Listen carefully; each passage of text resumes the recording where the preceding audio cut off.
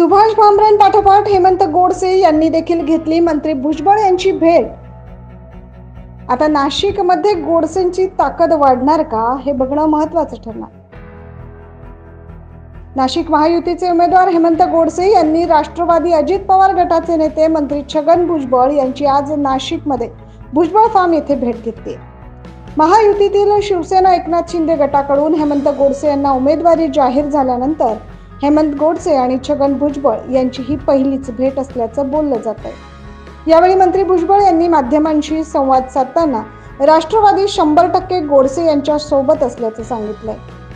100% राष्ट्रवादीचे आहे, ही त्यांच्या पाठीमागे मजबूतीने उभे राहील आणि मोदी साहेबांचे हात बळकट करण्याकरता आम्ही या जिल्ह्यातले तिन्ही जे आहेत खासदार निश्चितपणे पाठवणार।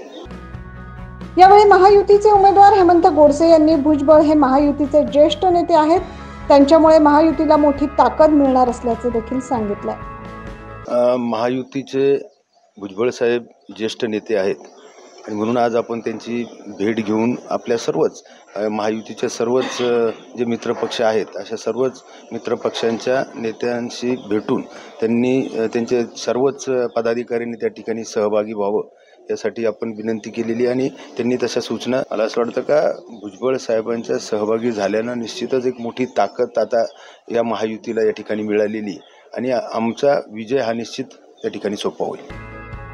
मंगळवारी धुळे लोकसभा मतदारसंघातील भाजपचे उमेदवार डॉक्टर सुभाष भामरे यांनी मंत्री छगन भुजबळ यांची नाशिकमध्ये भेट घेतली।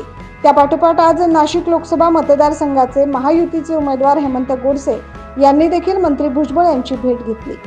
या भेटीमुळे नाशिकमध्ये हेमंत गोडसे यांची ताकद वाढणार असल्याचं बोललं जात आहे।